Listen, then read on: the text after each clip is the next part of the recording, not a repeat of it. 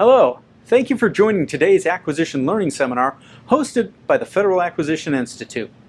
Today's seminar, entitled Strategies to Successfully Prevent and Defend Bid Protests, features great presenters from the Department of Defense and the General Services Administration.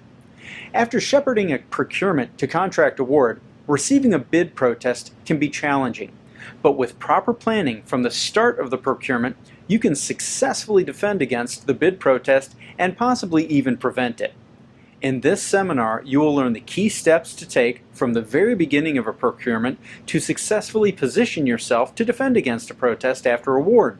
In particular, you will learn the critical importance of treating all offerors equally, following the evaluation scheme established in your solicitation, and properly documenting your evaluation process and award decision.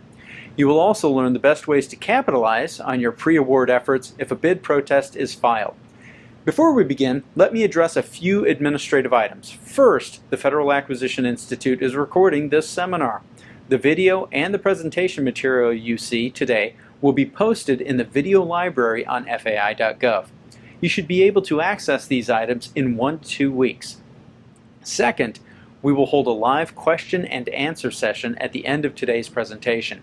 If you have a question about bid protests, how to avoid them, how to navigate them, and anything else you may hear from our presenters, we encourage you to submit those questions at any time using the survey link to the right of the video screen. We will collect and review your questions during the presentation, take a short break, and then return to answer the questions submitted. So let's get started.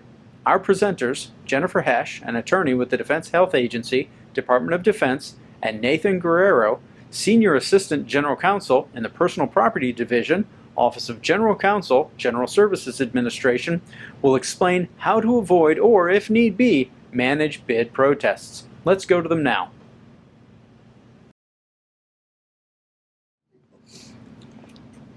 Good afternoon. My name is Nathan Guerrero. I'm Jennifer Hesh. And we are here today to provide you with a presentation entitled Strategies to Successfully Prevent and Defend Against Bid Protests. The point of this presentation is to provide you with some concrete examples and advice from our own experience for steps that you can take during the course of a procurement to prevent a successful bid protest from being challenged against your contract award. We will mostly focus on protests brought to the Government Accountability Office. Protests can also be asserted at the Court of Federal Claims, but overwhelmingly protests are brought at GAO, and that is what we are going to focus on. Here's a copy of our agenda for today's presentation. We will begin with an overview of the GAO bid protest process. Then we will move to some basic principles applicable to bid protests. We will cover both pre-award steps and post-award steps that you can take to try to defend against a successful bid protest. And we will briefly discuss some post-protest steps that you can take if you receive a protest. So you all might be wondering, what's a bid protest? And a bid protest is a legal challenge which is brought by an unsuccessful bidder against the way a government has conducted a procurement. And like Nate said, an interested party may protest to the agency, GAO, or Court of Federal Claims, but most protests are filed at GAO, so that's what we're going to focus our discussion on today. Also, protests can be pre-award or post-award. If it's pre-award, it's going to be about the terms of the solicitation or a competitive range determination. If it's post-award, then it's going to be a protest regarding the actual award. Now, because we're going to focus on GAO bid protests, you should note that the timeline between when a protest is filed and when GAO renders the decision is 100 days, and that's a very, very short time frame. So it's really critical to have all your ducks in a row before you actually award a contract, and that's why our focus today is going to be on making sure you have that done. Now, we want to talk a little bit about bid protest trends that we've seen. There's information available. GAO publishes an annual report to Congress, and you can find that on GAO's website or doing a Google search, and that has all the bid protest data. But basically, the general trend is that bid protests have increased, since 2008 by almost 50%. Now, why is that? I mean, some people think it's because federal contract spending is at its lowest levels, and a lot of vendors want to have a piece of the pie. When you do look at that data and you'll see a really large number for cases filed, and that number accounts for every supplemental protest. So when a protest is filed initially, you'll get a B number, and then every supplemental protest that's filed on that same matter will be another 0.1 or 0.2. And so some research has indicated that for every matter protested, that there's 1.6 B numbers assigned to it. So that's a reason for that large number in terms of cases filed. You also will see in that chart, it will say merit decisions, and that means whether GAO either sustains or denies a protest. And it will also talk about ADR, which Nate will talk about in a little bit. Now, you should know that merit decisions, either a sustain or deny, do not account for an agency taking corrective action for settlements or withdrawals for other reasons. So you might be asking yourself, what's corrective action and when would you do that? And we're going to talk a little bit more about that later. But basically, corrective action could be a number of things. I mean, we really encourage that when you get a protest, whether it's pre-award or post-award, you take a minute to look at, the solicitation or the contract award to say, okay, did the government act in a reasonable manner, and did they follow all the principles that we're going to talk about today? And if your answer is no, a lot of times it's easier to, at that point, actually take corrective action on your own and not have to wait the 100 days, because that just pushes the timeline out farther into the future. And corrective action could be amending the RFP, republishing an RFP. It could be just reevaluating the proposals. I mean, it's case-by-case basis. Yeah, if I could just jump in there for a minute, Jenny. I would agree with you that it is very often wise to take corrective action in response to a protest if you determine that there's a possibility that the protest might be sustained. My own experience in practice, I tell contracting staff that there really should not be a circumstance where you actually lose a protest. Because if you have done everything correctly, then you should be able to defend the protest. And if you determine during the course of a bid protest that there is some impropriety that you've discovered, then you should take corrective action and address that before even getting to a decision from GAO. Right, because then you're going to get the goods or services or whatever you're procuring at an earlier point in time instead of waiting to do that. Yes, and you avoid having a published decision that calls your agency out to account for having done something that in GAO's view is improper. And in my experience, contracting officers and staff and agencies would like to avoid that if possible. Right. It doesn't always prove possible, but if possible, you can avoid that by taking corrective action in advance. Right. Now, did you want to talk a little bit about ADR? Yes, GAO has become recently more willing and put an emphasis on the use of ADR, alternative dispute resolution procedures, to address protests early on. And again, this can be useful for agencies to entertain, especially if you think that your procurement was done in accordance with all requirements and you feel like you have a good case. It might be a useful idea to go ahead and take advantage of some of those procedures rather than drawing out the entire 100 days that a GAO protest can take. And the ADR can take many forms. Most frequently, at least in my experience, it involves the GAO attorney, who's assigned to handle the protest, calling the parties up for a conference call and discussing the issues raised in advance of further written argument about it, and sort of giving their preview of how they think the matter is going. Like I said, if on such a call the GAO attorney provides his or her opinion in advance that they think there's some merit to the protest, that is with the circumstance when you might want to think, maybe I should go back and look at this again. And possibly take corrective action. Yeah, right. Possibly take corrective action. And I've also seen examples where the GAO attorney has indicated to the protester that they believe the protest is completely lacking in merit. Right. And I've actually seen protesters withdraw protests after such calls. Right. So it can be useful. Absolutely. Now we're going to move into a brief discussion about some of the basic principles that apply to GAO protests. And in fact, these apply to protests at the Court of Federal Claims and to the agencies as well. But like I said, for our purposes, we're focusing on GAO protests. I want to just discuss briefly the Competition and Contracting Act. And I know that most people out there listening to this are not lawyers, and so I'm not going to give you the legal citation or the whole background. But it's very useful to sort of understand the broad purposes served by the procurement process that we are all a part of, and the bid protest process, which is a fundamental part of the procurement process. And a lot of that comes from the Competition and Contracting Act, which was a 1984 act of Congress, and was the first major large-scale revision to federal procurement laws since the 1940s, and made a number of significant changes, some of which we won't touch on here. But the most important one for our purposes was that it established full and open competition as the primary goal of federal procurement. And it focused and it provided an emphasis on negotiation style competition rather than sealed bidding. Prior to this period, most federal procurement was very much focused on sealed bids, which were opened at one point, and the low bidder was awarded the contract.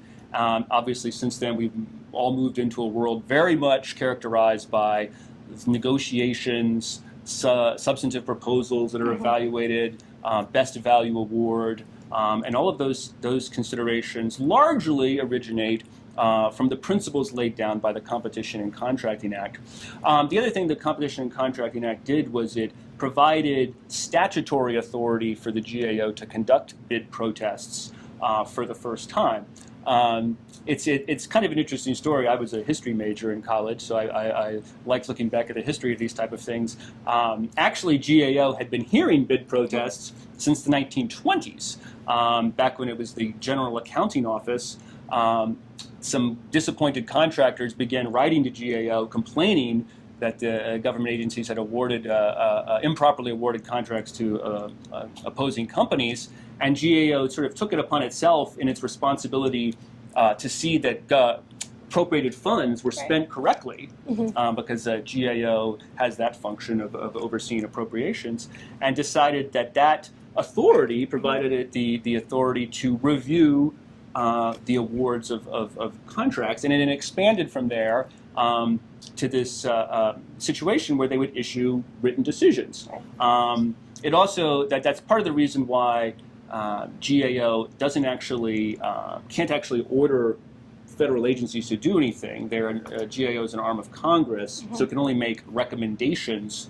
But of course, most agencies tend to follow that recommendation because otherwise they have to report to Congress that they're not following what the GAO told them to do, which is not a thing that most agency leaders are interested in doing. Right. The other thing I wanted to highlight, and it's the last bullet on this slide, is sort of the policy underlying this whole process and the emphasis on competition and openness.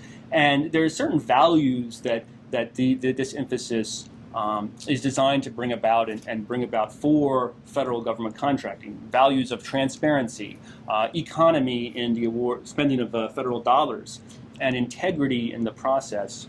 And the reason this is important is, throughout the world, one of the major problems facing many countries throughout the world is corruption, is basic bread and butter corruption, whether it's citizens having to pay bribes to officials for services, or more significantly for our situation, the allocation of government dollars and government services and government resources to insiders and cronies and people who basically are stealing resources that belong to the entire country. And that's a problem that affects many countries around the entire world.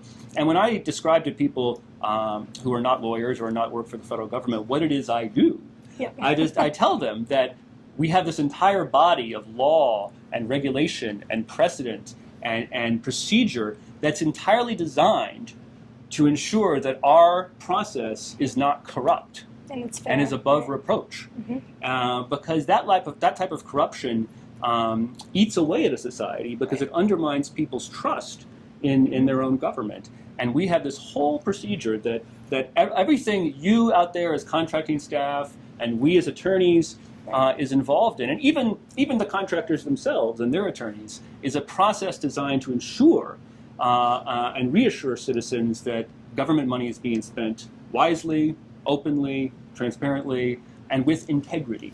It can seem like a very bureaucratic process, awarding contracts, or just checking a box and dotting an I and crossing a T. But the purpose of it is to promote integrity and transparency for government services and prevent corruption. And I think that's very important, and it's something I try to emphasize to contracting staff when I tell them why we have to go through all these processes that we do. And they don't just have rules for the sake of having rules. I mean, there's a rationale behind it. Absolutely, absolutely. And most of the things we're going to talk about in more specific are situations where, mostly inadvertently, agencies have done something that sort of undermines one of these values. Right. I think in almost all cases it's inadvertent. I think there's very little situations where contracting staff are doing something deliberately inappropriate. I agree, definitely. Right. Yeah, but the rules can get complicated, so it's good. That's why we're having this presentation.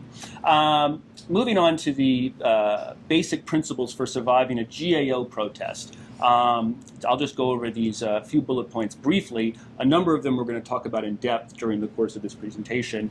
As you can see here, GAO will generally only sustain a protest where an agency has failed to comply with the FAR or some other legal authority, regulation or law. You have to comply with the regulation or law, it's very important.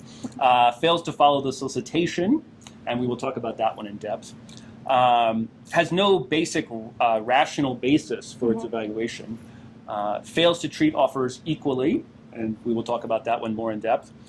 Fails to adequately document the procurement, and that's another subject of great importance. And fails to mitigate or recognize a conflict of interest. That can come up in a number of ways. You probably heard about organizational conflict of interest. I don't think we're going to get into that one specifically in depth. It's quite a complicated area and a lot of rules about that, but we will certainly entertain some questions that anyone might have about those. And I will just go over briefly the basic standard of review that GAO applies to its bid protests, because it's important to understand this standard of review, but it's also important to have a depth of understanding of what it means. Right. As a basic matter, GAO says the evaluation of an offeror's proposal is a matter within the agency's discretion. A protester's mere disagreement with the agency's judgment in its determination of the relative merit of competing proposals does not establish that the evaluation was unreasonable. While we will not substitute our judgment for that of the agency, we will question the agency's conclusions where they are inconsistent with the solicitation criteria and applicable procurement statutes and regulations, undocumented or not reasonably based. Now, in my experience, oftentimes contracting staff tend to focus on the first two sentences of this standard, that the evaluation is a matter within the agency's discretion, and GAO will not entertain protesters' mere disagreement. And I frequently see instances where contracting staff basically have the view that if they're exercising their discretion in an award and a disappointed contractor disagrees with that, well, they're just crying over spilled milk, as you were. But the standard is a bit deeper than that, in that GAO will take a look at what you've done and will second guess what you've done and will examine your conclusions and ask the agency, what is the basis for that conclusion? And please explain. And if there's not an obvious answer for what you've done, GAO may have a hearing and call you to testify and say, please explain to me what it is you've done. And at that point, it is insufficient to simply say, well, we have the discretion to make these decisions. You have to have a rational basis for the conclusions you've reached. And if you find yourself in a situation where you cannot come up with a rational basis for the conclusion you've reached, again, that is probably a situation where, Jenny, you might want to weigh in here, you should think about taking corrective action again. Right. No, I agree. And also on that point, I mean, I've seen confusion in terms of what is GAO's role, just in the contracting community. And I think it's important to know that GAO is going to look at the process and determine whether the government has acted reasonably. And they're not going to review what you did and say you should have awarded to offeror A instead of offeror B. They're going to look at the process and make a recommendation. Maybe the recommendation would be to, republish the RFP, amend that. It might be do a reevaluation. I mean, there could be a million things. But the point is, GAO is not going to tell you who should have won the contract. They're going to look at the process. Absolutely. I mean, well, I was in private practice for a number of years before joining the government, and I represented protesters challenging government action. There was a classic example involving a military vehicle where it basically came down to tires versus tracks on a personnel carrier. And GAO specifically said, we are not going to decide whether tires versus tracks is a better idea. That's not going to be our decision.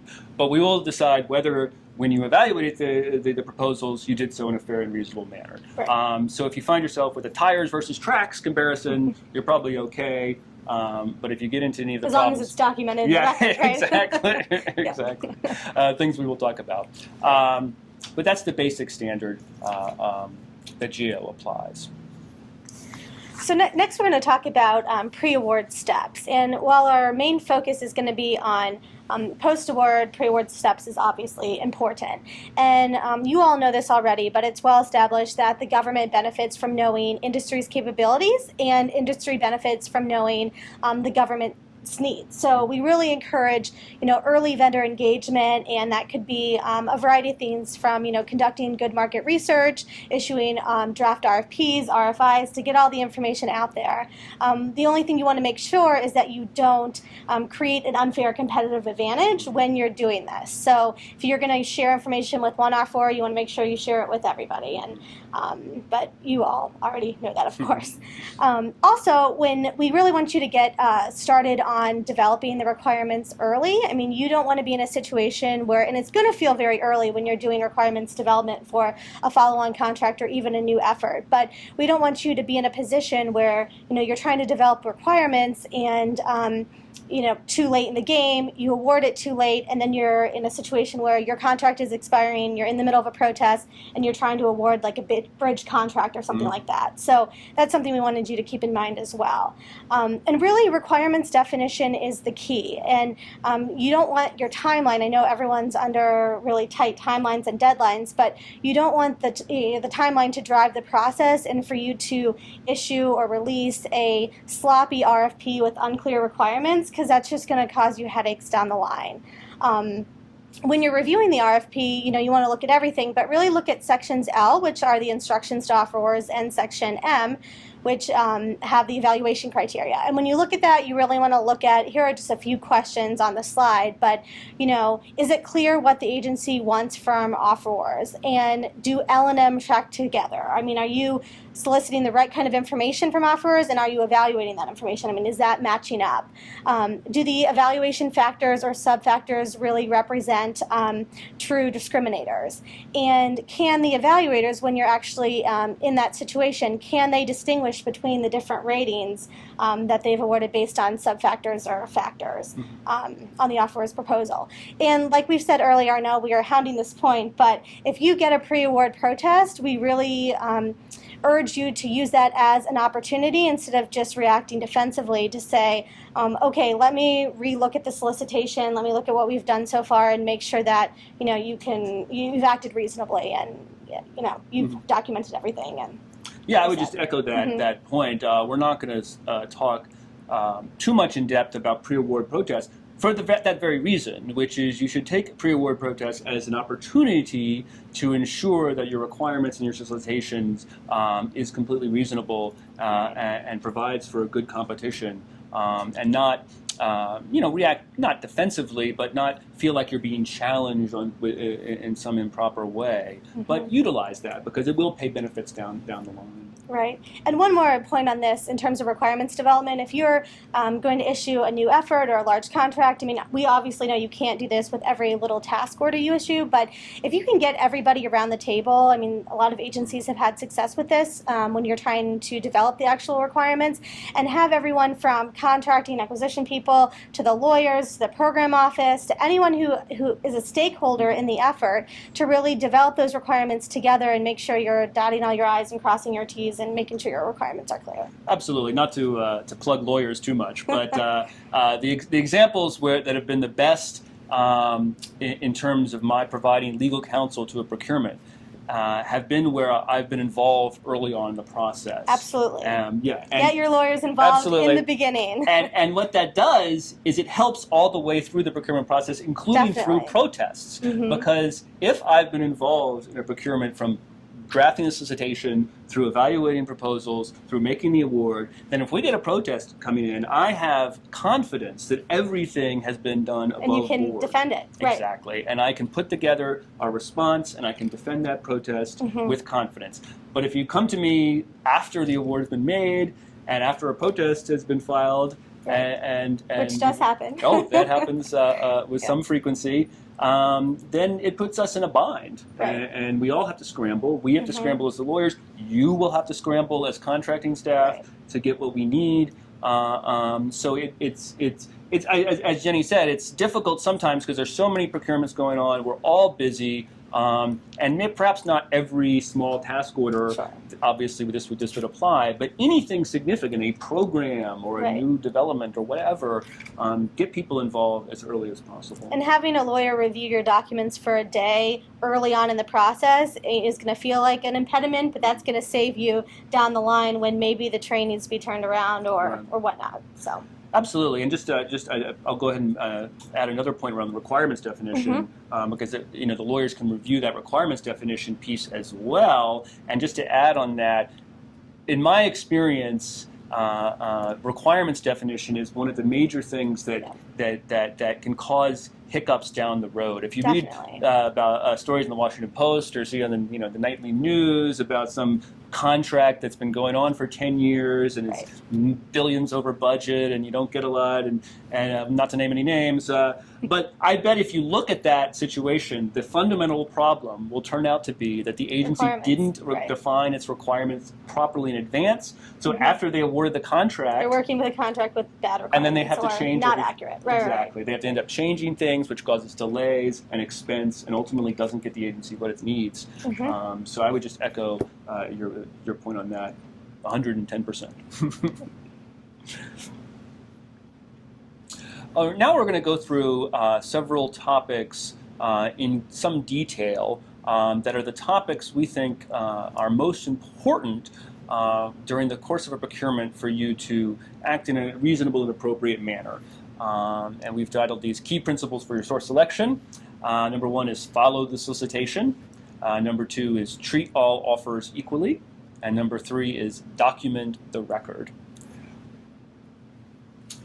I will begin with key principles, or follow the solicitation. And in my experience, following the solicitation is probably the number one thing you can do during the course of a procurement. In fact, failure to follow the solicitation in some manners is basically what leads to other problems, such as failing to document the record or failing to treat offers equally.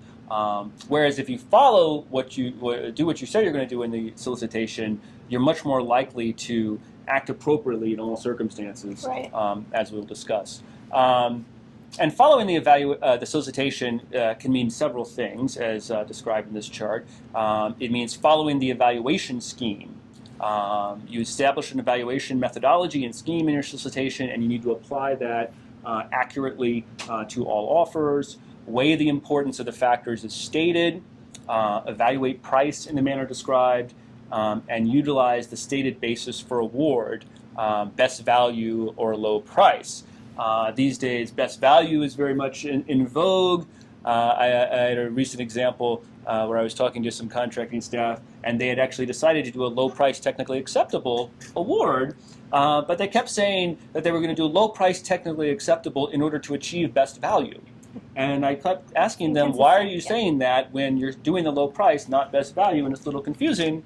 But best value had become so ingrained in their brain as the main thing to do that it took a little bit of discussion with them to see the little problem with that. But we worked it out, fortunately, because they came and talked to their lawyers in advance. Right, there you go.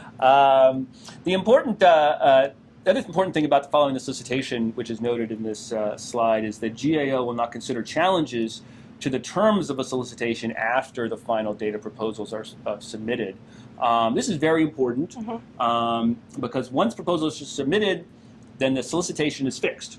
And you're stuck with it. Exactly. Yeah. You're stuck with it, and the contractors are stuck That's with it true. too. And there are certainly circumstances where GAO will entertain a protest and seem to say that something the agency was doing was not quite correct, but it was what they said they were going to do, and it is too late for the protester to challenge at that point. And this is, out of fairness. We talked about fairness to all offerors and, the federal procurement principle of fairness, but it's only fair to the government to have a cutoff. And so when that cutoff time is when proposals are received. So an offeror couldn't come in after the fact and say, hey, you need to change your solicitation when you've already taken, 20 steps forward with that solicitation. So absolutely. And this rule has also been adopted at the Court of Federal Claims, where you can obviously go take protests at the Court of Federal Claims, but I believe the Court of Federal Claims is now enforcing this rule as well. That pre-solicitation protests have to be brought prior to proposals are due. So it's very important to get your solicitation established, receive your proposals, and then go from there. And this point also reinforces the need for good solicitation development, which is what we just talked about. Just another reason why you want to get whatever's fixed in stone to be what you want and what's going to benefit the government and the end users. Absolutely. The next slide again states a basic statement of GAO's rule in terms of evaluating challenges to an agency's compliance with the solicitation. It states that agencies are required to evaluate proposals based solely on the factors identified in the solicitation and must adequately document the basis of their evaluation conclusions. Although we will not substitute our judgment for that of the agency, we will question the agency's conclusions where they're inconsistent with the solicitation criteria, undocumented, or not reasonably based.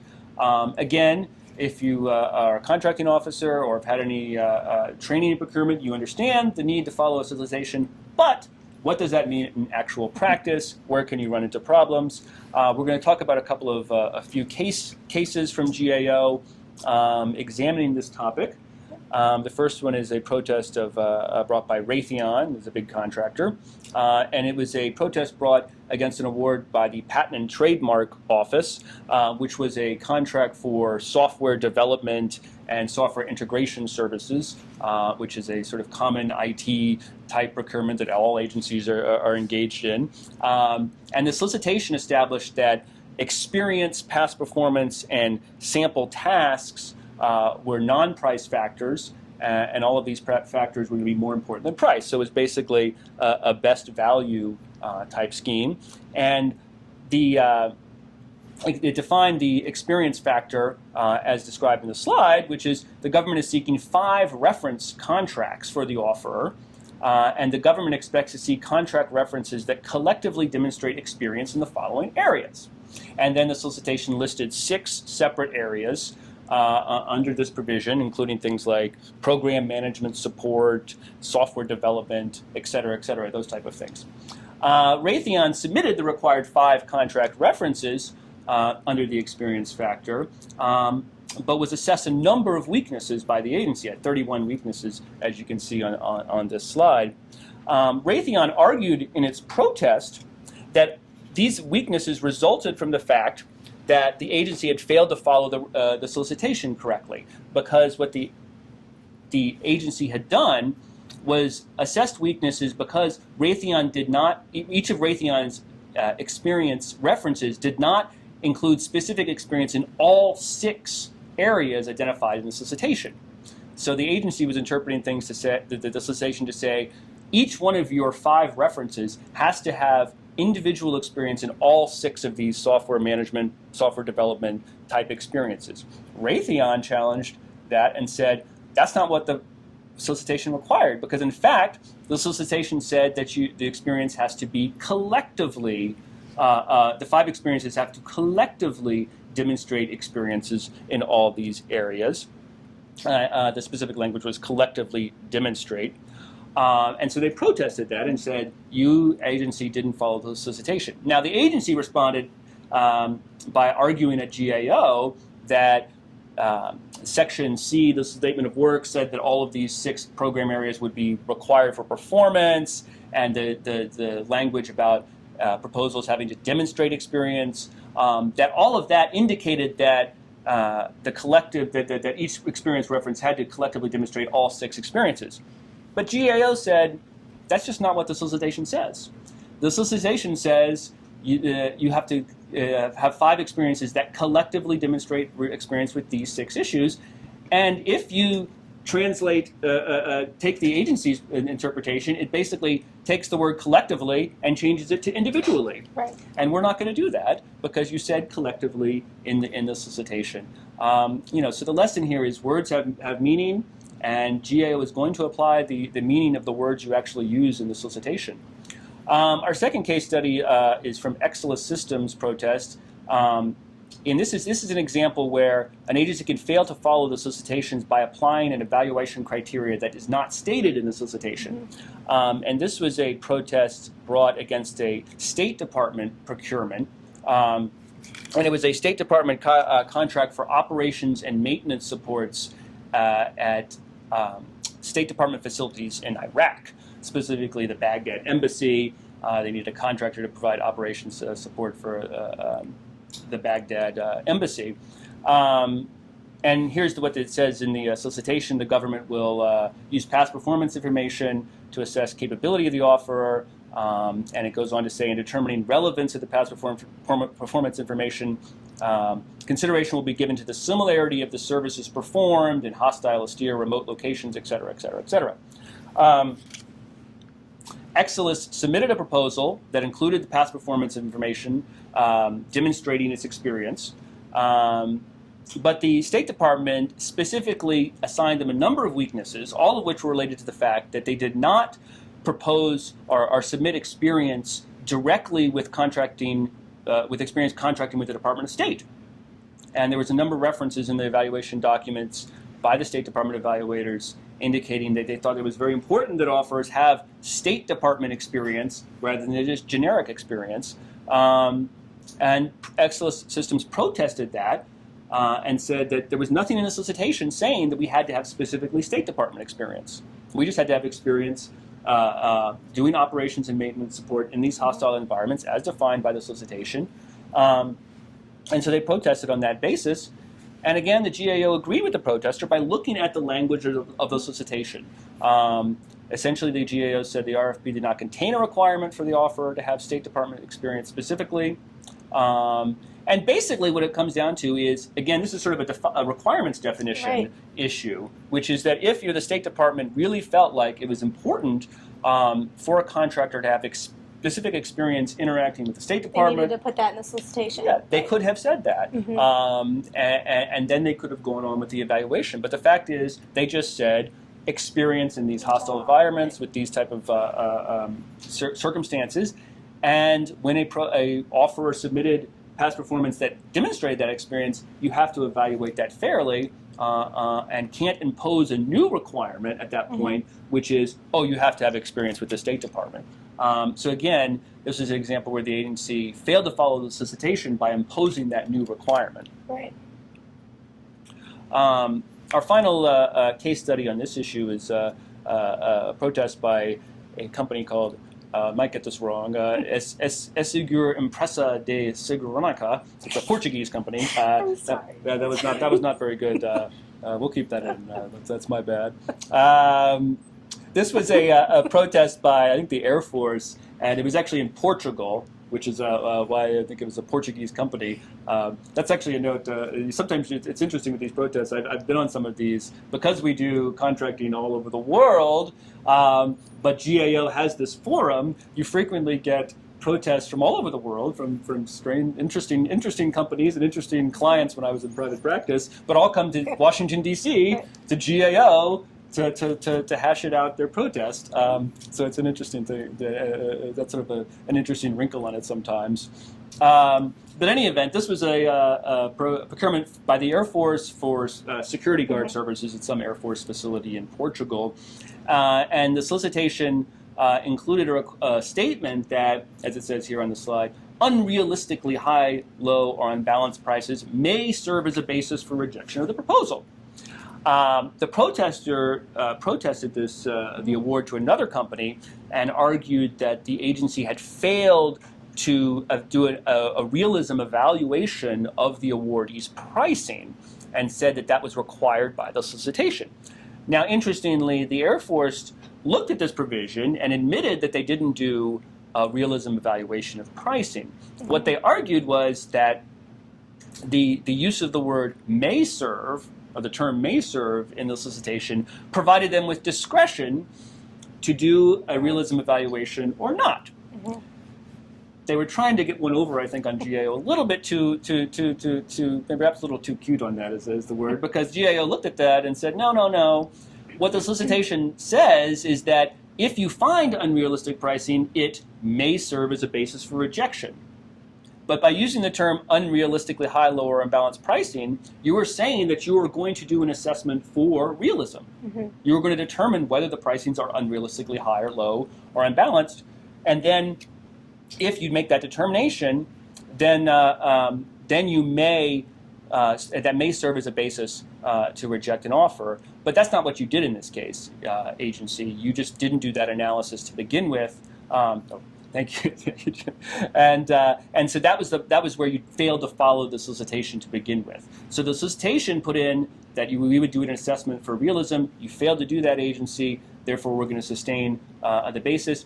Here's the language indicating that the solicitation contemplated a price realism evaluation of the awardee's low price, and the agency just failed to do that. Again, if the agency felt like they didn't need to do a realism, because we're not getting into too much about the pricing, but there's price reasonableness analysis, there's price realism, there's cost realism. Talk to your lawyer about that. But if the agency felt like they didn't need to do a realism analysis, which can be acceptable, they should not have put that into the solicitation to begin with. And again, it's an example where once you put that word in the solicitation, you're going to be held to it. And you're right. I mean, words do matter, and I actually used this case recently when I was defending a protest and figuring out what we needed to do because, we had the same language in there, and we didn't intend to do a price realism analysis. We wanted to do price reasonableness, but because this came out and this is how GAO viewed it, you had to decide, okay, do we take corrective action or, what to do. Absolutely, and you're right. That's the type of situation where a lot of this language gets put into solicitations. Even I'll admit, even as a lawyer, when I review draft solicitations, you don't always pick up on every little thing. Right. It's difficult to pick out every little thing that might potentially be an issue. Right. That's just the reality of the situation. That's true. And the important thing is when you get a challenge, do you make a reasonable assessment of the situation, right. and make a determination about how to go forward from that point that serves the benefit. It's in nobody's benefit, just to add another reiterate this point, it's in no one's benefit to lose a protest. Right. Because if you lose a protest, then you You're just back have to square one. Exactly. You have to go back to square one. You have to start over from there. So if you feel like you're going to lose a protest, you might as well do something about it in the beginning. And when protesters point out situations where an agency has failed to follow the solicitation, that's a very good time to take a realistic assessment of the situation and make a determination going forward. Right.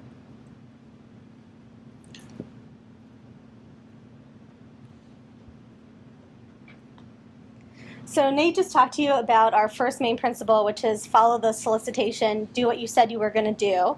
And I'm now going to talk about the second principle, which is treat all offerors fairly.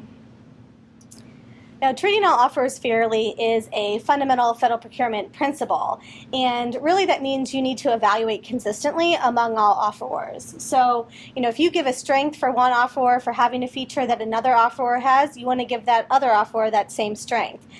Similarly, if an offeror has a deficiency, you want to give another offeror who has that same or similar deficiency when evaluating their proposals.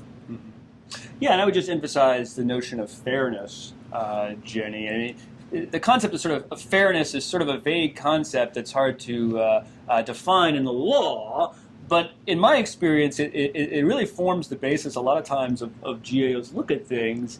If the protester can convince GAO that there was just something unfair about how they were treated, that can go a long way towards getting them to a successful protest.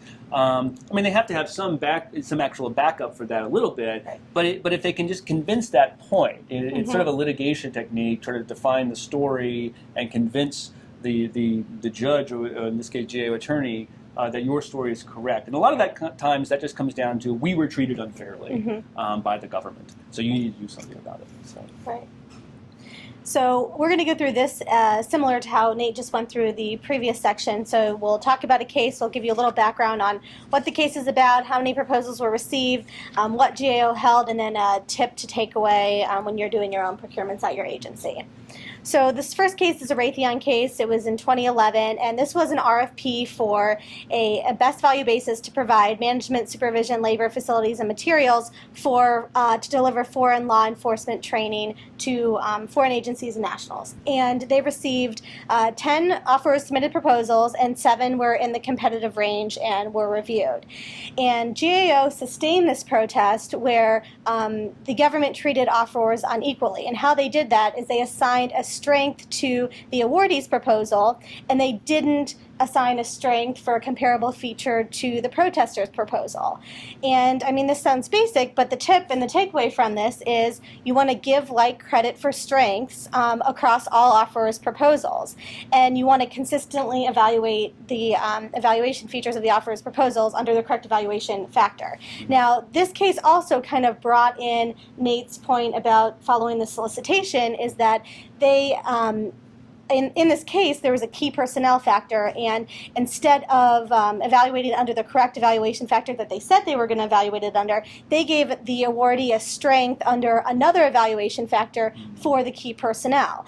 And I mean, a good tip on this is, don't let the proposals misguide you. I mean, a lot of vendors will submit proposals and sprinkle in their information all throughout. And just because they talk about key personnel under, what you would normally assume as subfactor 3 and subfactor 4, just say, you only can give them credit if you're going to give them credit for key personnel under the subfactor or factor that you said you were going to evaluate key personnel under.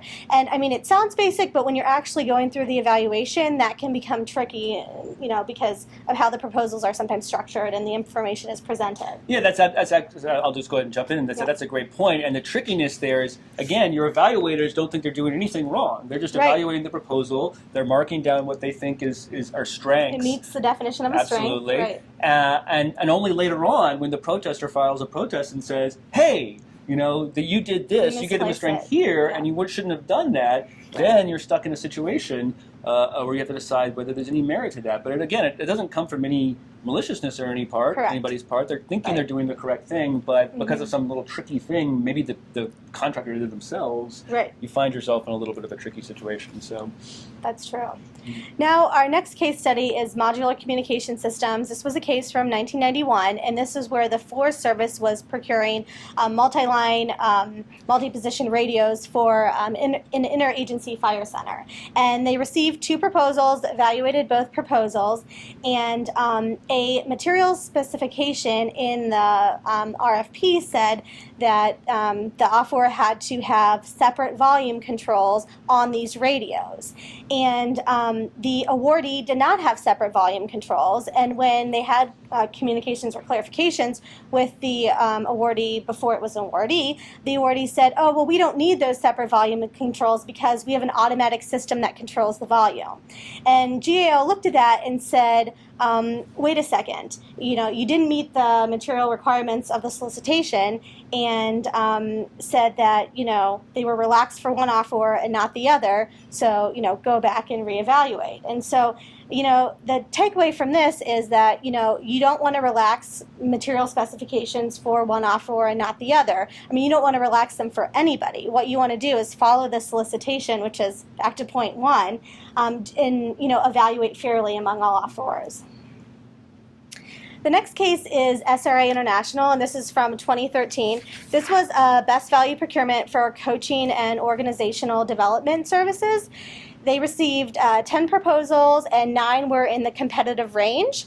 And in this case, the protester got a significant weakness for organizational strategic planning, and the awardee had a similar or equally significant weakness in its proposal, and the agency didn't assign it a weakness for that. And this is a little bit different than kind of what we were talking about before. This is the distinction Nate was talking about, that, it wasn't the same weakness in both proposals, but it was an equally serious weakness. And obviously that's up to agency's discretion and how you actually define a weakness and what the proposals actually have. But if it is an equally serious weakness and you don't assign a weakness for that in the offeror's proposals, then you're going to be in a tough spot, and you're not going to be treating all offerors fairly. Absolutely. I would just jump in. Yeah. As I said before, I was in private practice for a number of years doing bid protests on behalf of contractors, and that is what we would do when we would file a protest and we would get the agency report. As a junior attorney, it was my job to sit there and go through the binders of the agency report, and I would go through and I would try to pinpoint every strength that they gave to the awardee if we were protesting, and then try to compare that to what our client had offered and see if there was any inconsistency there. And that's what we would do, and that would usually form the basis of our comments, saying that we were treated in an unequal manner. So that's what protesters are going to do. Someone is going to look at that. Right. And the tip and the takeaway from this is similar failures to demonstrate compliance with the solicitation requirement should be applied consistently and equally among all offerors when you're doing the evaluation. Now, our next case is City West Properties, and this is a 1997 case. This was a total small business set-aside for a real estate manager, asset manager services for single-family properties owned or operated in the custody of HUD. And in this one, they received 12 proposals, and 5 were in the competitive range. They had discussions with those offerors. And in this instance, the protester was given the opportunity to revise its proposal, but wasn't told of any significant weaknesses or deficiencies.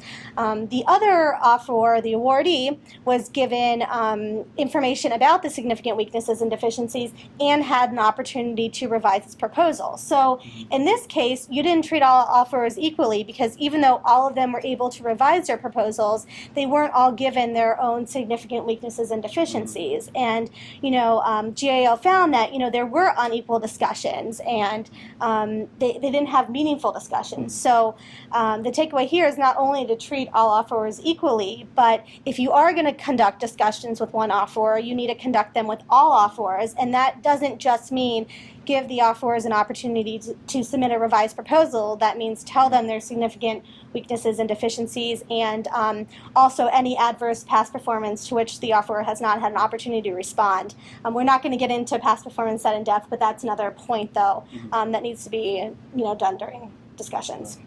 And we are going to talk about discussions versus clarifications questions a little bit later. I would just add on the unequal treatment point that, in my experience, sometimes this can result from the fact that in some circumstances proposals are very similar. And it can be difficult for agencies to actually draw meaningful distinctions between proposals. And I remember when I was in private practice, we had a procurement for a reservation system, online reservation system, and our client was actually the incumbent, and there was another company trying to propose for that, and we actually went through 2 protests that were both successful. It was a long procurement, so that by the time we got sort of the last one, the proposals were very similar. I mean, the contractors had been through this process, so they sort of knew what the agency was looking for.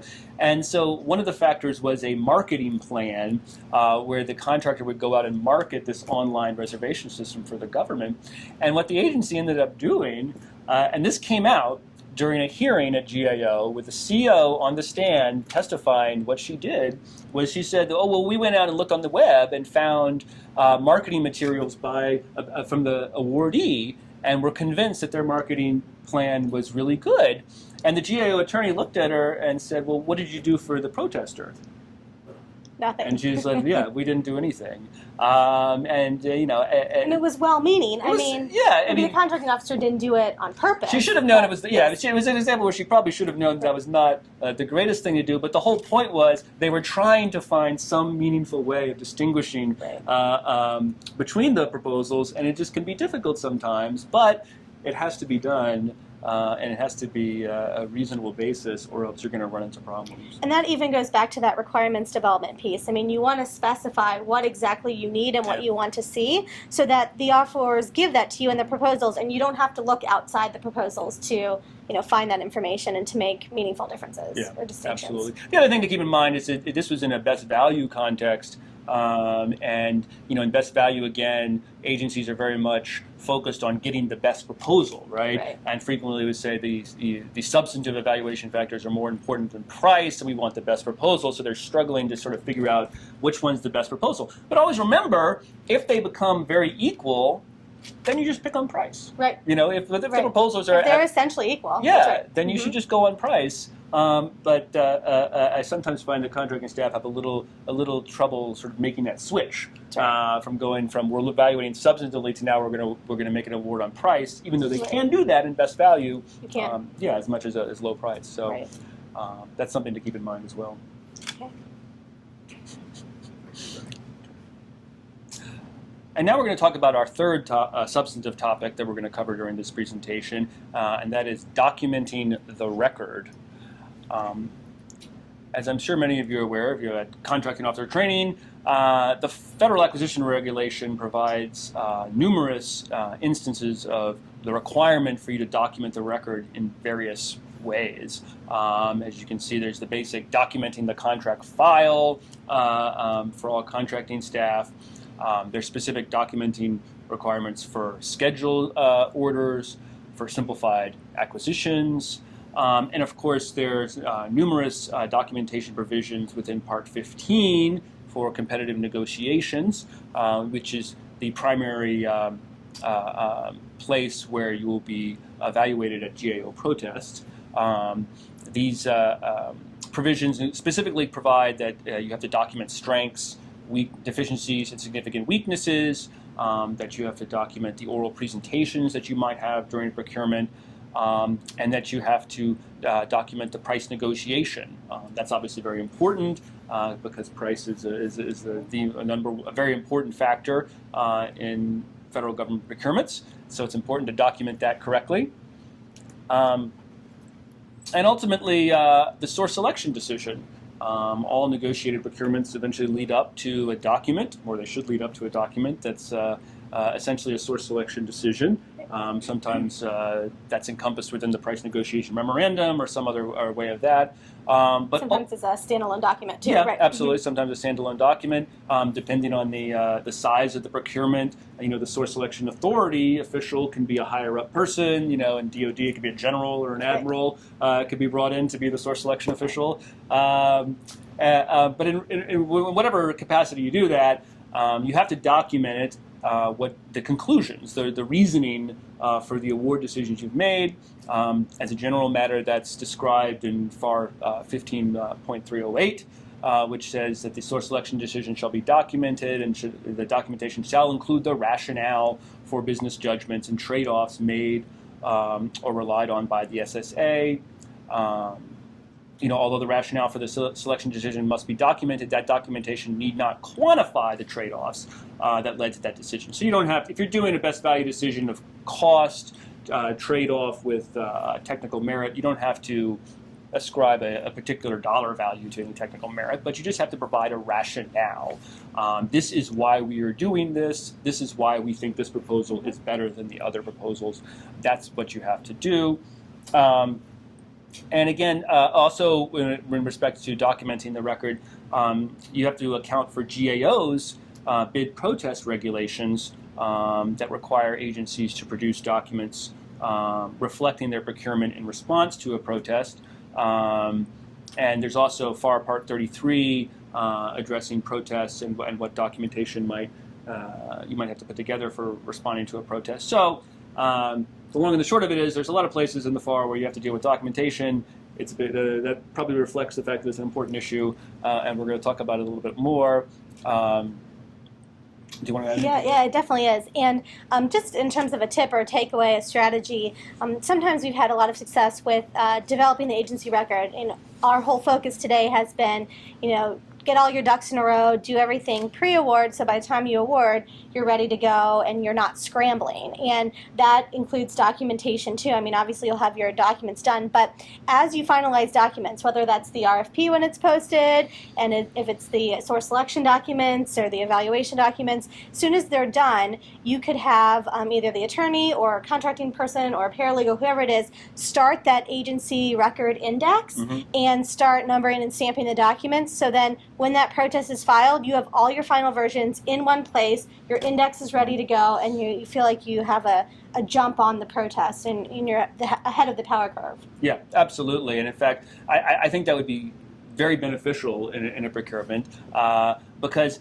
in my experience, the way you want a GAO protest to go is you want to only have to give the GAO a single set of documents, right? You don't want to have a hearing. Yeah, you don't want to have a supplemental. What you want to do is respond to the protest with a binder or two, with your documents laid out that gives the GAO attorney a sense of confidence that you know what you're doing. Basically, that you have your ducks in a row. I feel like that's actually very important. If you in that initial sort of presentation, substantive presentation in the agency record, if you can get across to the GAO attorney, look, we are an agency who know what we're doing. We've organized. We've got it down here, and all you have to do, GAO, is go through the documents. In our favor. Exactly, and every document flows from the other, right? The solicitation flows to the proposals, to our evaluation documents, to our conclusion, and GAO just reads it and says, well, yeah, the agency acted reasonably and made a reasonable decision at this point. And all of that flows from having a good set of documents. Again,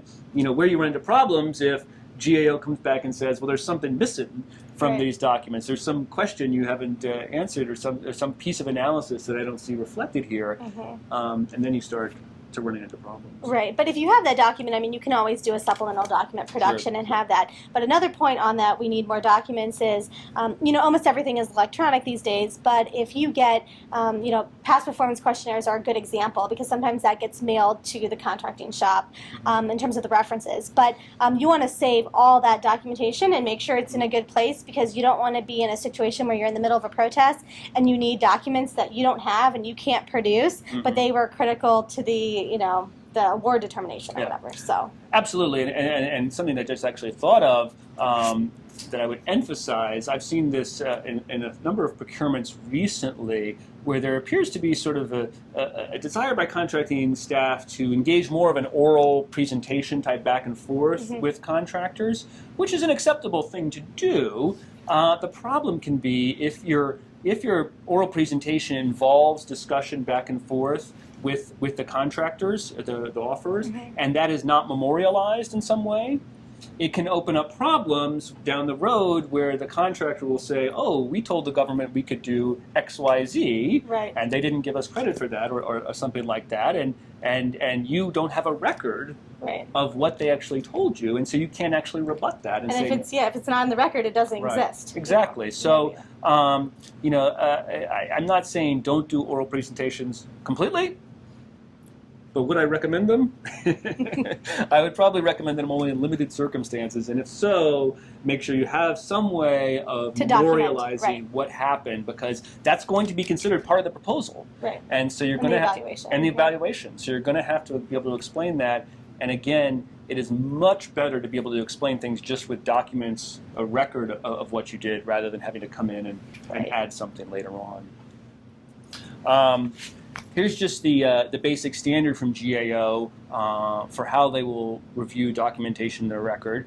I won't go through the whole thing. Again, it's a lengthy paragraph. But basically, the last line is probably the most important one. Where an agency fails to provide documentation of its evaluation, it bears the risk that there may not be adequately supporting rationale in the record for us to conclude that the agencies had a reasonable basis for its evaluation and selection and decision. And that's the key thing. You want those documents to explain what you've done without having to get into a situation beyond that. I'm just going to talk about a couple of cases. The The first one is the Supreme Food Service protest.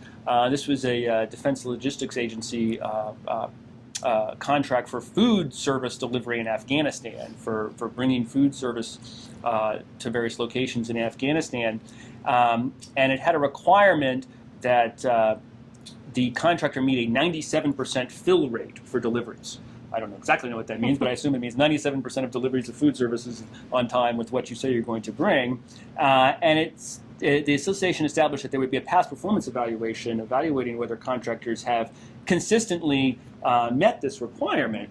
The awardee was evaluated as acceptable under this past performance criterion, but the protester pointed out that during the protest that the express language in the awardee's proposal did not indicate that they had that they had ever met this 97% fill rate on previous contracts. Interestingly, the agency responded not by saying that the protester had that the awardee had actually said that in their proposal. They couldn't say that because the proposal says what it says. But they argued during the protest that they relied on in-house data.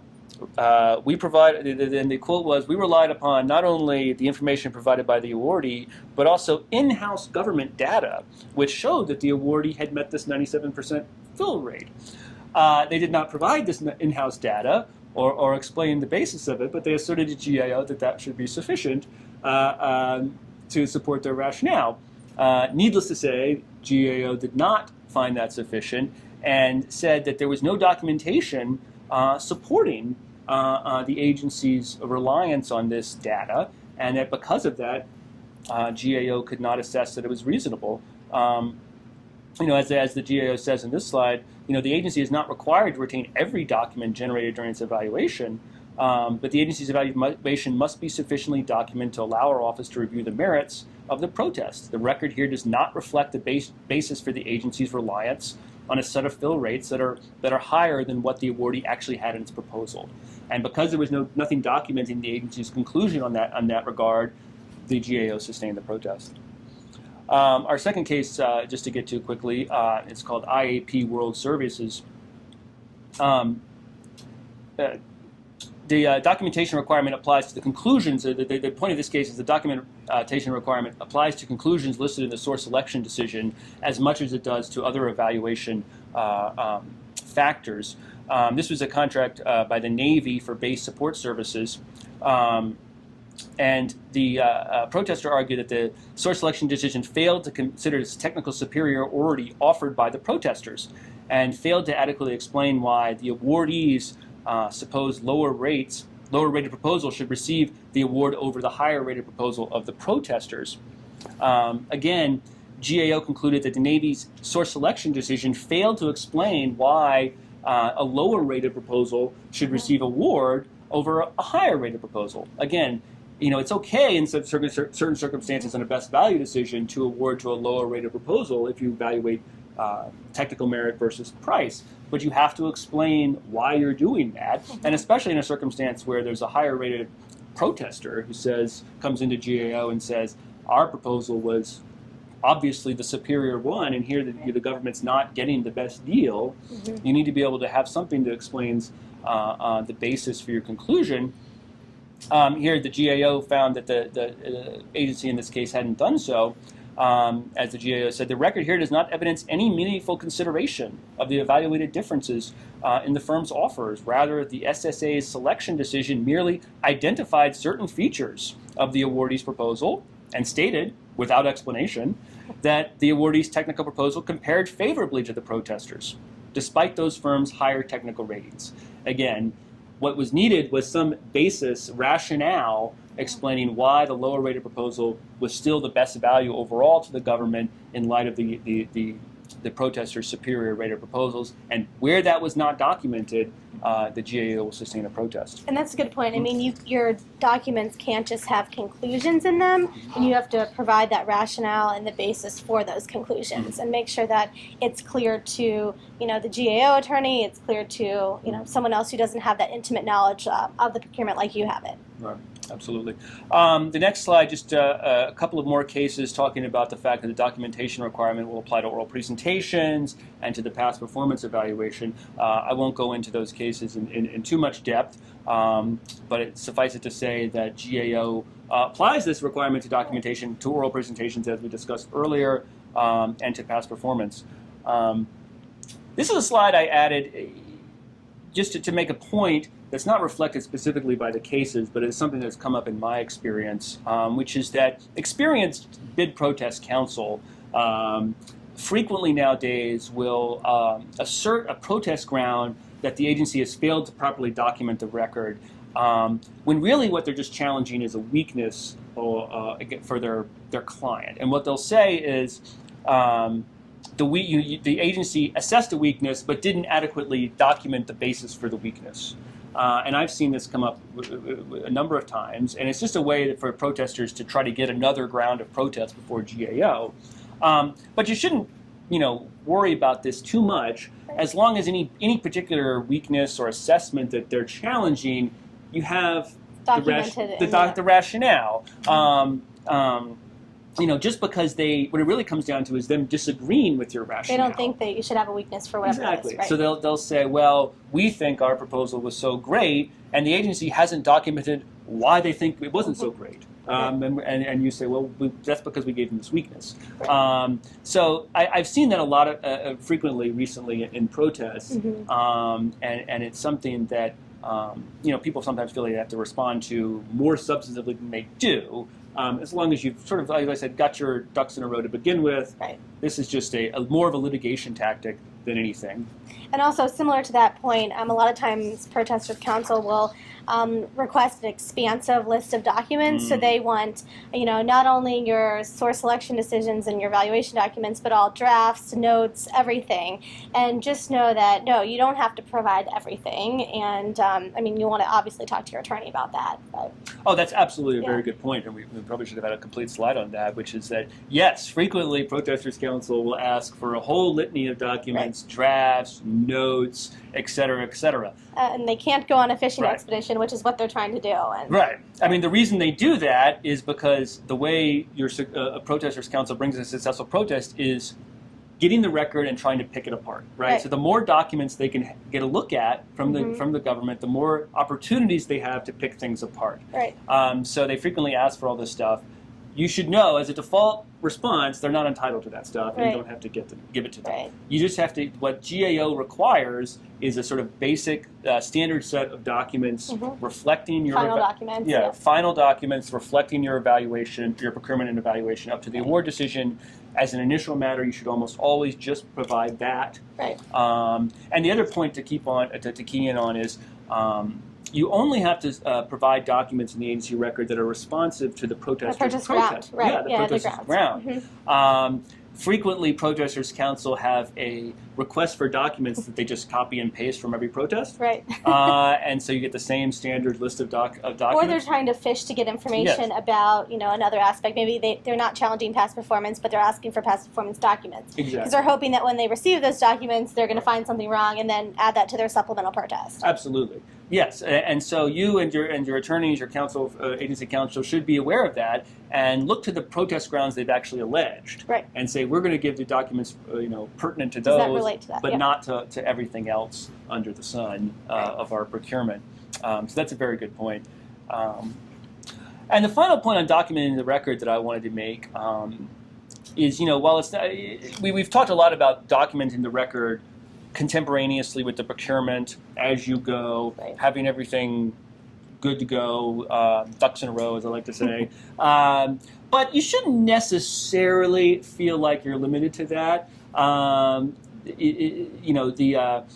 basically here I'll just talk about the standard briefly, which is from GAO, which says we will generally give little or no weight to reevaluations or judgments prepared in the heat of the adversarial process. Meaning, after a protest has been filed, if you're coming in with a new explanation, probably as a contracting officer's statement of facts is probably where it would come up, or some other sort of statement, trying to justify what you've done in the past, that's problematic. Right. Because GAO will not listen to new rationale for how you reach a decision. But if what you're really doing is just expanding on things that are already in the record, if there's some, if there's, for instance, a reference to your consensus discussions in the record, and the CO, the contracting officer who led those discussions, wants to add a bit more about how those discussions took place. Right. We met on this date, we had talked about these, topics, we talked about each proposal, something like that, where all they're doing is really sort of filling in some of the gaps about something that already exists. You should feel free to do that in a contracting officer's statement of facts. And GAO will defer to a contracting officer's statement of facts as facts that have been established, unless there's some reason that the protester can point out to challenge them. Right. But again, it should only really be when you're expanding on things already existing rather than adding something new. Yeah, and that's an excellent point. I mean, you don't want to be in a situation where you haven't adequately documented the record, and then you have a protest, and you're filing a lot of declarations to try to piece together what happened. If you're trying to clarify something that maybe wasn't clear, I mean, yes, you can do that like Nate was saying, and you have the CO statement of facts, but you want to avoid a situation where you're having your technical representative draft a declaration to say, why so-and-so got so many strengths and weaknesses when it's not documented in the record. Like, the record should speak for itself, and that's going to be your basis to defend your protest. Absolutely. I mean, that is the basic takeaway of this entire discussion on this section. And one more quick thing, I know we're digressing, but you don't want to assume that the SSA or the GAO has the same technical knowledge. So when you have these subject matter experts and these technical evaluators that are actually doing the evaluation of the proposals, I mean, you want them to evaluate and state in plain language why something's a strength or a weakness, not just assume that the reader will know based on the words that they use. Absolutely, and that's a tricky thing, especially for technical evaluators, people who have been brought in to serve on evaluation panels. Right. They know the technology that's being addressed, or the specific whatever it is. I worked a long time in a procurement for commercial satellite services, so we had people who knew satellite industry and how these things work. I had no idea how satellite works. I still don't really. But the point Jennifer's making is neither does the GAO attorney. Right. The GAO and that's attorney the person who's deciding your case. Yeah, is just a government lawyer Right. like us, who might be an expert in procurement law generally, but is not an expert in whatever particular technical thing. Right. So it's very important to try to explain things in a way that a layman can understand. Definitely. That'll help a lot going forward. So now we're going to move to another important topic, which we referenced a little bit earlier, and this is clarifications versus discussions. And we're going to talk about the type of communications you have with offerors before an award decision is made. Now, clarifications, both these are found in FAR 15.306. And basically, clarifications are just exchanges with an offeror for the limited purpose of eliminating a minor irregularity, informality, or apparent mistake. The offeror does not get a chance to revise its proposal when a clarification is occurring. Now, a discussion is very different. A discussion is any oral or written communication with an offeror that involves them providing information that's going to be essential for determining whether their proposal is acceptable or has met your requirements, or gives them a chance to add something that they haven't already put in their proposal. And the takeaway for this is GAO says that the agency will look at the substance of the communications to determine whether they've had clarifications or discussions. And this is an important point because a lot of times we both have seen in the past where contracting officers will label a communication with an offeror as clarifications. And they think because they label the document as a clarification that it's a clarification, but you have to know that GAO is going to look behind just the title and see really what's the substance of that communication to see whether it's a clarification or discussion. And we're going to go through a few examples so you can see how this plays out. Now, that quote on the top of the slide, that's just the basic quote from this case. This is Erie Strayer. And this is actually an interesting example because within the case, they went through 4 specific questions that the government asked the awardee and saw how the answers were and said, based on these answers and the substance of the communication, is this a clarification or a discussion? And just to give you a background, this was an RFQ for a mobile concrete plant at Nellis Air Force Base. They used Simplified Acquisition Procedures, FAR 13.5. It was LPTA. The agency received 8 proposals, and the agency categorized all of these 4 questions as clarifications. But then GAO looked behind during the protest and said, wait, are these really clarifications or not? And we'll go through these. The first one is the agency asked, can the generator that you provided run the entire plant without having to add additional power? And you can see the response. They say, yes, per the proposal, we've done an extensive power study, and the power load is X and Y. So they're referencing back to the proposal, clarifying the question. That was a clarification. Now compare that with the second question was, does your company provide 24/7 technical support? And the answer is yes. We have field techs on call, included our free upgrades, and attendees at a training school. So notice they don't reference back to the proposal, and they're giving additional information. So GAO said, yeah, this is discussions, because the offeror was able to augment its proposal to clear an omission regarding a material solicitation requirement, which was to provide this 24/7 technical support. And the third question, again, from the same case was, is the moisture compensation you proposed automatic? And they said yes, per page 7 our proposal. They said what it included. They're citing back to their actual proposal and restating what they've already said, what they've already submitted to the government. Compare that with the fourth question, which is, did you provide safe ladders and or stairs to access the requested parts of the plant? And notice here they say, per agency specifications, personnel can access the plant. Well, they're citing back to the agency specifications, but not back to their proposal. And I mean, that just shows that, yeah, these are discussions, and they aren't referencing their proposal. There's no evidence in the record that said that they offered these ladders or stairs. So it really shows that you want to make sure you're cautious in terms of the agency classified all these 4 questions as clarifications, but you want to make sure if you're having clarifications, you're having clarifications.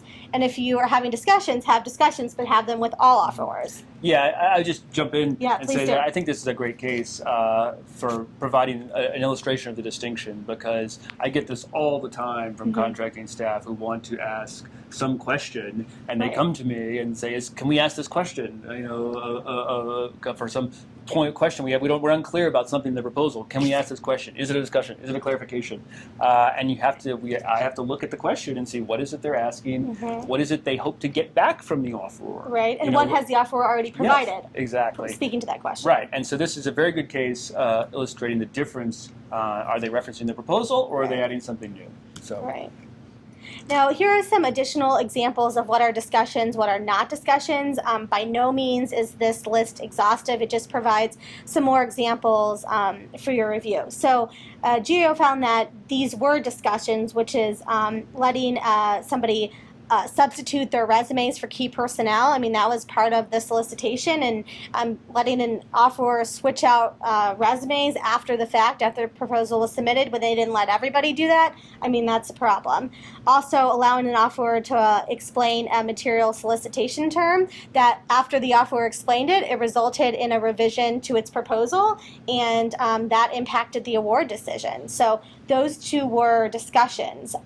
What were not found to be discussions is whether figures that were provided were, based on annual or monthly figures, and whether, and also they said responsibility inquiries. I mean, those were not discussions. Those were just clarifications. Yeah, I would just jump in here and add another point about the discussions versus clarifications. A lot of times contracting staff seem very reluctant to want to do discussions, and because they view it as maybe holding up the process. They want to award. Exactly. Yeah. People are under time pressures. We all understand that. There's a tendency for procurements to sort of lag a little bit and sort of run up to deadlines, and there's a desire to not have to engage, to postpone things by getting new proposals and which come with discussions. Exactly, and pushing the evaluation down the road. But just keep in mind, ultimately what we're trying to get is the best value, the best deal for the government, to make sure that the government's need is met in the best way possible, the most economical way possible. And if you're finding during the course of your evaluation that there are questions that you have, that you're coming to your lawyers and saying, can we ask these questions? It's probably something reasonably That's significant. important to you. Exactly. It is better to just go ahead and try to get those addressed. And ultimately, it will save you time, Right. and it will ultimately save you time, effort, and expense when you awarded a contract, and you have Right. everything figured out at that point, rather than after you've awarded a contract realizing, oh, there was some issue that we didn't quite realize, but we went ahead and made award, and now it's reared its head, and we have to deal with it now in some manner. So it really is better to try to address these things in advance. No matter how much pressure we're all under. Right, because you don't want to be in a situation where you've awarded a contract and then you have to do a modification where either A, the government's going to pay a lot more for it, or B, where it's an out-of-scope modification and then you might have other problems. Absolutely. So next we're going to talk about another key factor in terms of source selection, and this is debriefings. And debriefings can occur pre-award and post-award, but we're going to focus, like most of our conversation has been post-award protests and debriefings. So the authority comes from FAR 15, 505, and 506, and basically a debriefing is an opportunity for you, the government, to tell an offeror why they were unsuccessful, and you point out significant weaknesses and deficiencies, and the point is so that they can improve their proposals the next time they're interacting with the government or submitting proposals for future efforts. And so in terms of the mechanics, a post-award debriefing needs to be requested within 3 days of the point that the offeror receives notice that they were unsuccessful. And then to the maximum extent practicable, which, is interesting in and of itself, but the agency has to conduct the debriefing within 5 days. Right, and the importance of the 3-day requirement is that it's a required debriefing, Right. and then you have the stay of performance Right. of contract award kicks in at that point. And so if a disappointed offeror gets that request within 3 days, then the stay might be in place. Right. If it comes after 3 days, then you may not have to do a stay. But talk to your Correct. lawyers about that. That's right. So more mechanics, but what's included, what's not included. Post-award debriefings should include deficiencies and significant weaknesses. We already talked about that. The ratings of the debriefed offeror and the awardee, and the summary for the rationale for the award decision. If it's a commercial item contract, you need to include the make and model of the commercial items, and also it says reasonable responses to relevant questions that are asked. You should not include a point-by-point comparison of the debriefed offeror with any other offerors, and you also can't include information that's prohibited from disclosure. And it's kind of interesting. I know a lot of agencies do or conduct debriefings in many different ways. I know some do oral, some do written. I mean, there's advantages to both. But actually, NASA is one agency that conducts oral debriefings in person. They vet their source selection statements. They provide it to all their offerors. And they sit in a room and they provide their technical chairs and the source selection authority or someone at a high level around the table to answer questions from the unsuccessful offeror. And they said that they've been told that, that's helped to demystify the process and to provide a lot of good information. Now, putting my lawyer hat on it, you want to be careful because you don't, I've had instances where, I'm not saying this is not a good strategy because it's proven to work really well for them, but there's been instances where I've had post-award debriefings in person, and we've had a protest filed, and the majority, 75% of the protest filed is based on information said in debriefings. And so you just want to make sure that you're controlling what's said and you're giving them as much information as possible so they can make a better decision or a more informed decision next time, and they know why they didn't get the award. It wasn't just selected at random. But I don't know if you have anything else to add on that point. I would echo your point. Perhaps a procedure like they follow at NASA might be useful if it could be expanded government-wide, but until that day, Right. Yes, I think it's a tricky thing with oral debriefings when there's not a record of what's being said, because frequently that will form the basis of a protest, Right. and protesters will assert that you've said certain things about how the evaluation was conducted during the debriefing. And they may show up lawyered up to the debriefing. Oh, yeah. So it's very important to tell... Yes. You're a lawyer. Well, it's very important to tell contractors to identify who they're Who's bringing coming. to the debriefing Right. beforehand, before Right. you schedule it, so you know if they're bringing their lawyers or not. Right. And you always want to have your lawyer involved if you Sure. can. Yeah. But you eliminate a lot of that if you have a written debriefing. Sure. It's perfectly acceptable to have a written debriefing. You're where you controlling the And message. then, yes, it Right. is a single document that then people can look at and know there's no confusion about what was said. So my initial sort of default recommendation is written debriefings. I deal with a lot of contracting staff who like to have oral debriefings, who believe that they can talk through with disappointed contractors and Right. and give them some, help them understand what happened and might put them off filing a protest. And that probably happens in some circumstances. Right. I'm sure that does. On the other hand, if a protester is determined to protest, they're going to Right. protest no matter Regardless. what. So, Right. as the lawyer, I agree that the Right. And also, in terms of if you are going to do an oral debriefing, I mean, we highly encourage you to do practice dry runs, have people come in, ask questions. You don't want the first time that you're talking about this in front of people to be in front of the unsuccessful offeror. And also, it's an important fact to know that sometimes protesters protest just to gain information, right? They want to look inside the box. So if you provide as comprehensive of debriefings as possible, whether that's, written or oral, you're giving them a lot of the information. So maybe they'll realize, hey, yeah, the government did do their job, and there is, rational basis for the decision. Like you said, sometimes they're going to protest because they're going to protest. But I know sometimes agencies have found it positive, to give them an offer or all the strengths that they found in their proposal. I mean, you're not required to, but sometimes that, has you shouldn't be hesitant resulted in a favorable result. to give them information about their Right. own evaluation. That's what I because mean. they're entitled Correct. to that Yes. in any Yeah. event. So you shouldn't feel like you should be hesitant to give a debriefing about Right. the particular contractor that's coming to you. Right. I would recommend doing that stuff in writing, Yes. and then everybody knows what you're said. So. And also, just one more point. It's the last bullet, but it actually goes onto the next slide.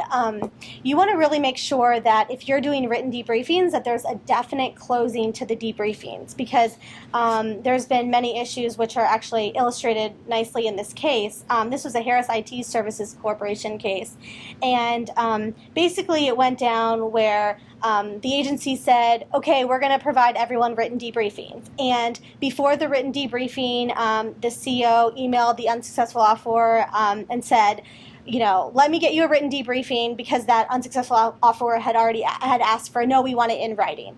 I'm sorry, we want it in person. And the CO said, let me, get you the written debriefing, and if you have questions after that, call me.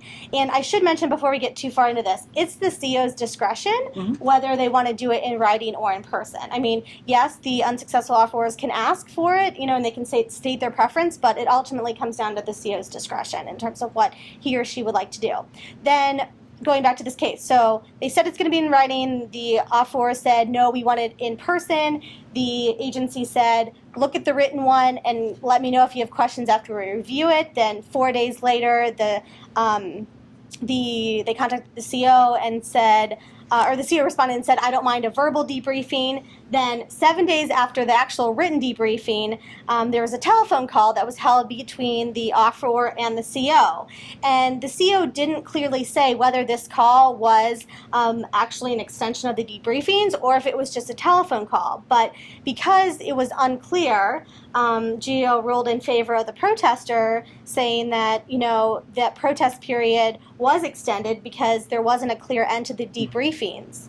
Yeah, I would just, I'm smiling because this was actually my case. I was the agency counsel in this, and this was on a request for dismissal that we filed with GAO to try to get the case dismissed on the grounds that they had not timely filed the protest, because as you probably know, or we can tell you, there are deadlines for when, generally speaking, it's 10 days from the date of award or the date of a 5 days from offer debriefing. Exactly, Yep. 5 days from when a required debriefing is held for the protester to file a protest at GAO. So when I got this protest, it actually was one of the situations where I was not involved prior to the award protest. Yes, it appeared that the protest had come far after award had been announced, and we'd informed the disappointed contractors, so we wanted to file a request for dismissal.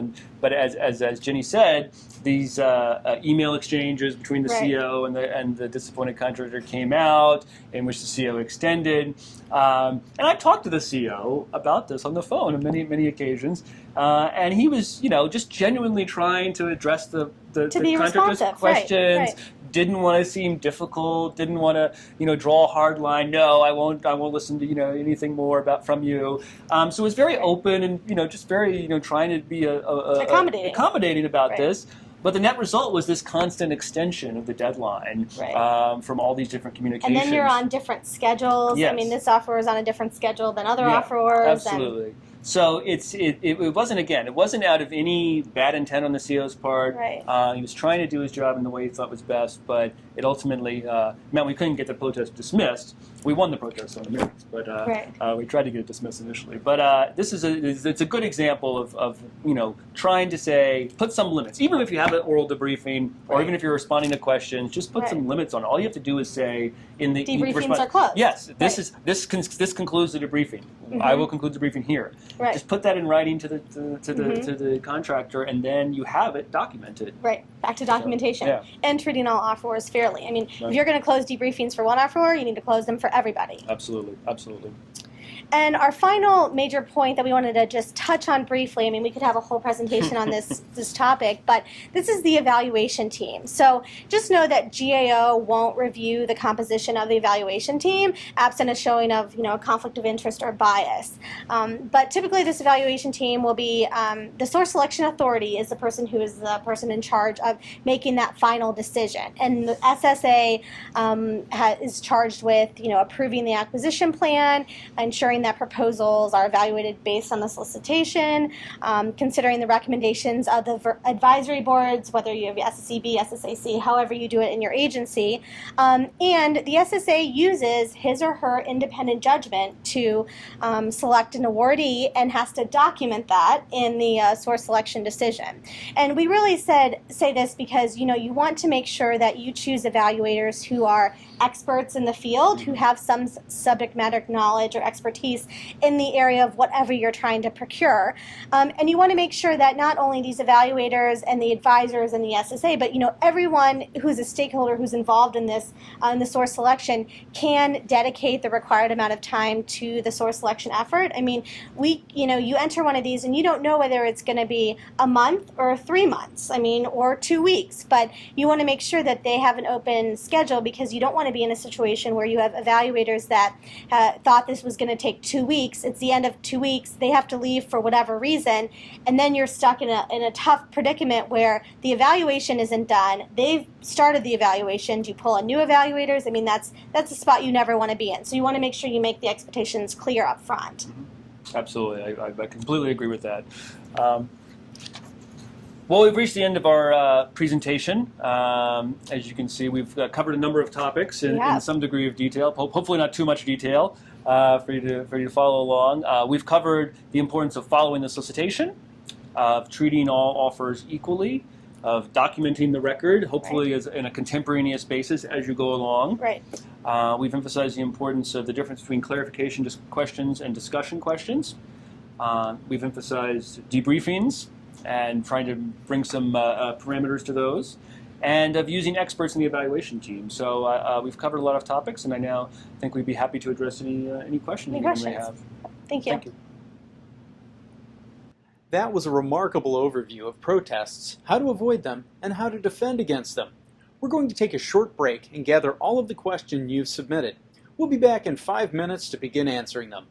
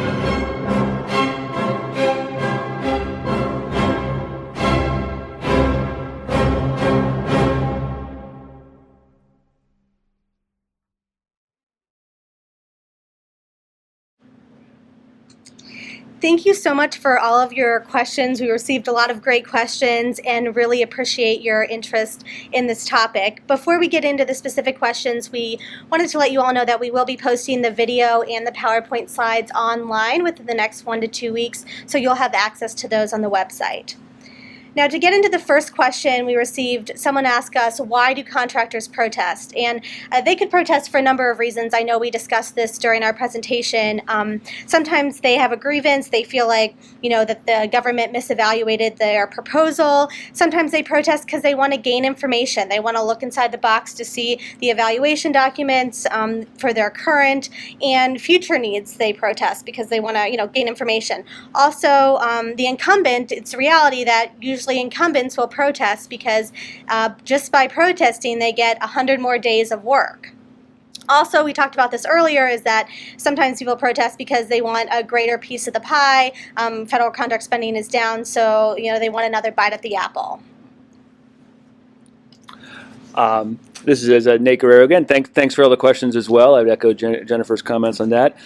Question number 2 that we're going to address addresses, it was a question that said that some FAR changes in the last few years have made it easier to file a protest, and asked what our thoughts on that are, and also if any actions are being taken to address the issue of filing protests as being too easy. And we talked about this, and we're not aware of any specific recent FAR changes that addressed the ability of a protest to be filed from a procedural standpoint in terms of time limits or anything like that. So I'm not really sure what that's referring to. In terms of the ease of filing of a protest, to be frank, I think the GAO protest process is actually designed to be pretty easy to be filed by a contractor. It's part of what I talked about in the transparency and openness of our procurement process. Is we have this protest procedure that is specifically designed to allow it to be fairly easy to happen and to have these procurements brought before the neutral arbiter of GAO. So I don't think there's a lot in the pipeline to try to limit that process that I'm aware of. So I would not think that that's going to happen anytime soon. Now, our third question, we received a lot of questions about the 100-day decision time frame to address in terms of GAO rendering a decision. And all of the time frames we discussed, whether it's the 100 days, the 10 days, 5 days, all of those are calendar days. And if that 100th day or 5th day or 10th day falls on a weekend or a holiday, it rolls over to the next business day. But otherwise, it's calendar days. And the second part of this question is, if an agency takes corrective action on its own, will GAO continue with the decision? And the answer to that is that if the agency takes corrective action, they'll notify GAO, and GAO will dismiss the protest. You should know that in rare instances, GAO will look at the actual corrective action that's being taken. Our next question asks, or states that lately we have come across where GAO is looking at the strengths and weaknesses and has come to a decision where they felt that the strength or weakness should not stand, and asks basically how GAO does this. And this is a good question because it may look in a decision like GAO is basically second guessing whether something should be a strength or weakness. What is likely to be the case is that GAO is looking at whether the agency has adequately stated a rational basis for its assessment of a strength or weakness against a company. GAO will always sort of look at whether the agency's conclusion is reasonable or rational and consistent with the solicitation. So, if a protester says, challenges a weakness that has been assigned to their proposal, they may say in their protest, oh, the agency did not adequately explain why this is a weakness, for instance. And GAO may look at the documents, your evaluation reports, and say, is this weakness for the protester adequately explained so that we, as a third party, can determine that that weakness is reasonably based. And if they don't see that or sufficient explanation in the documents, they may say, well, we, GAO, cannot determine that that weakness was appropriate.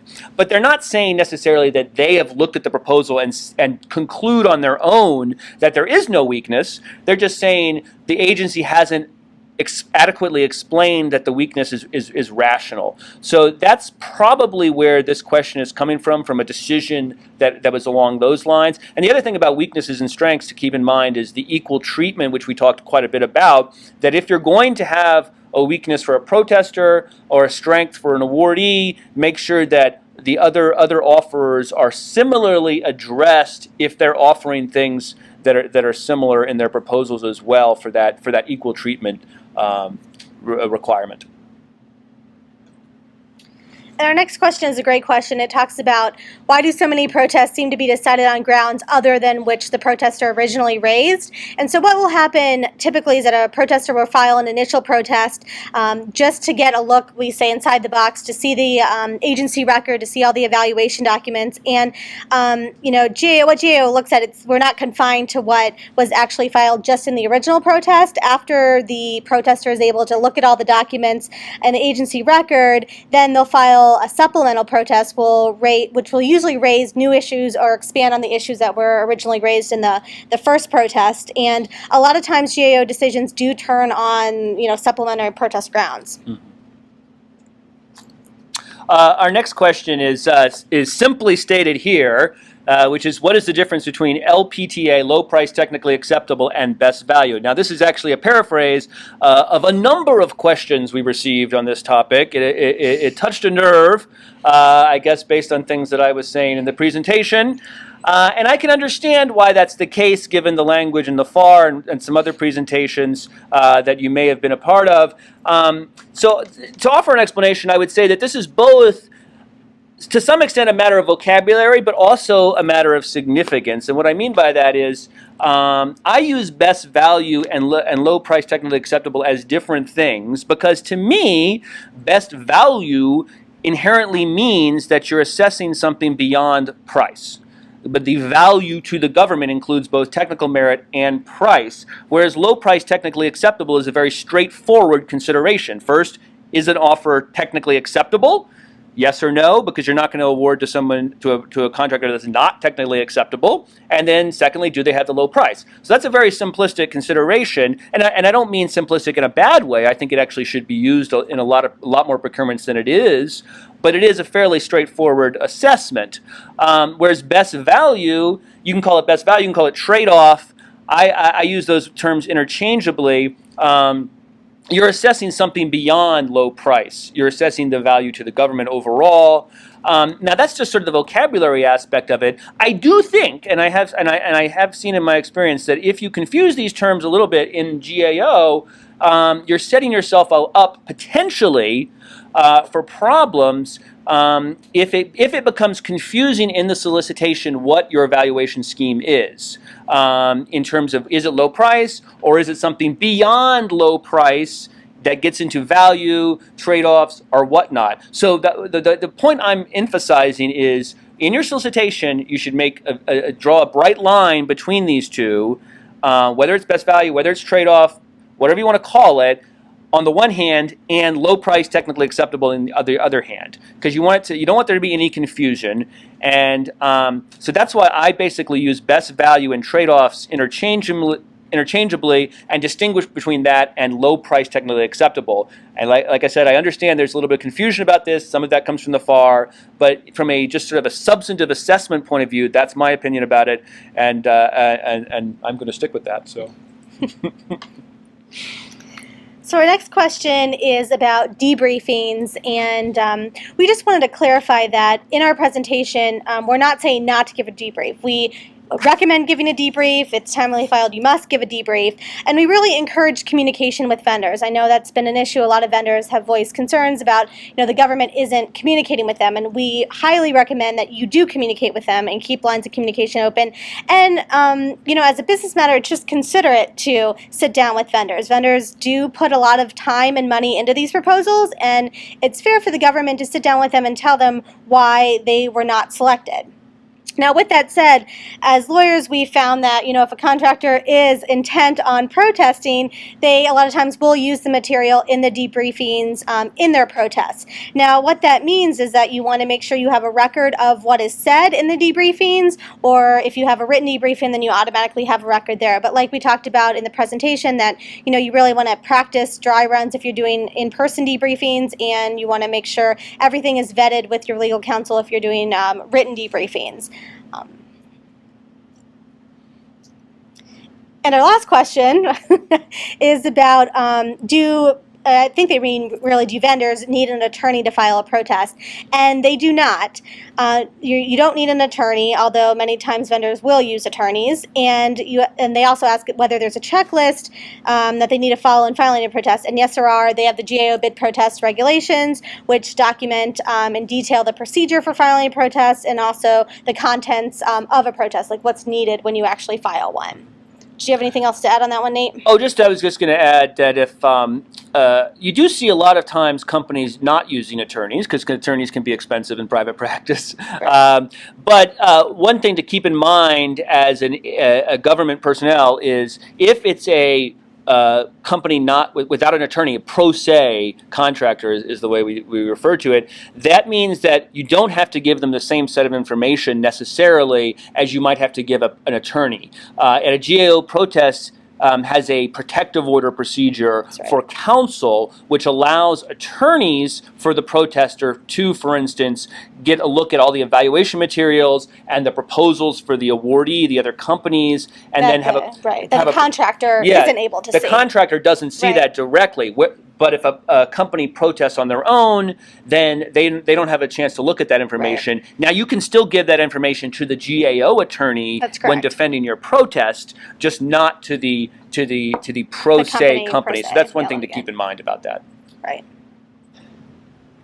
We certainly hope you found today's seminar valuable and useful. Though bid protests can be disheartening after all of your hard work during a procurement, this presentation serves as a reminder of how vital proper planning and documentation are to confronting them. Thank you once again for joining us at today's Acquisition Learning Seminar, Strategies to Successfully Prevent and Defend Bid Protests. On behalf of the Federal Acquisition Institute, thank you.